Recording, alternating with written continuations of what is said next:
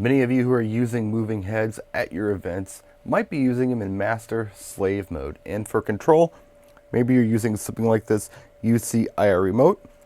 I can hit the standby button and the lights come on.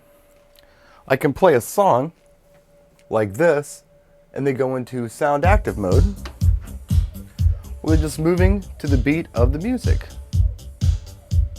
And they kind of do their own thing.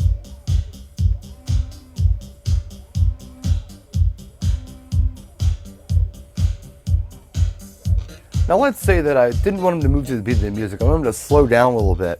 I can use the remote and turn off sound active. And when I do that, they move incredibly slow. Like they're barely moving, as you can see. I can turn sound active back on and they start moving to the beat of the music. Those are pretty much the three choices you have. Standby, sound active, and sound active off.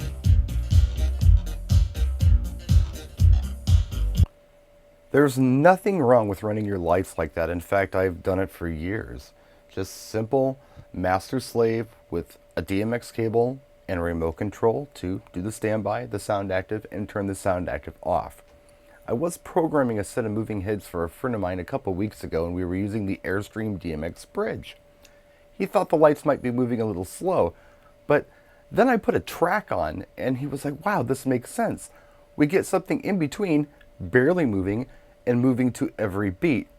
What I've done with these lights is I've set them up as best I can with the Airstream DMX bridge, where they move to the bars of the music opposed to every beat.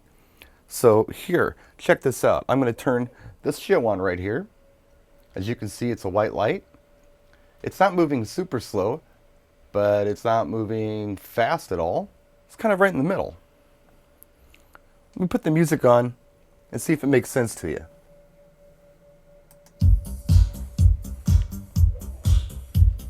One, two, three, four. 1, 2, 3, 4. 1, 2, 3, 4. You see that?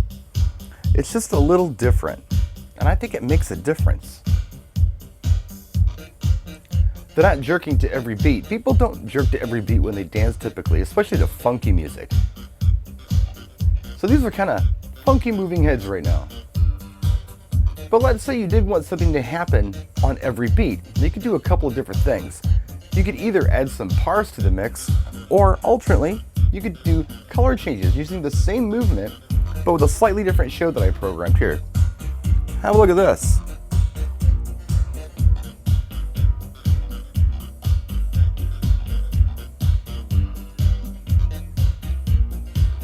So you're still getting the color change, but the heads are moving more at a rate that, in my opinion, is a little more funky.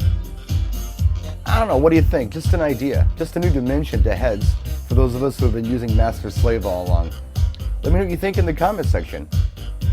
Just some ideas, practice, and enjoy.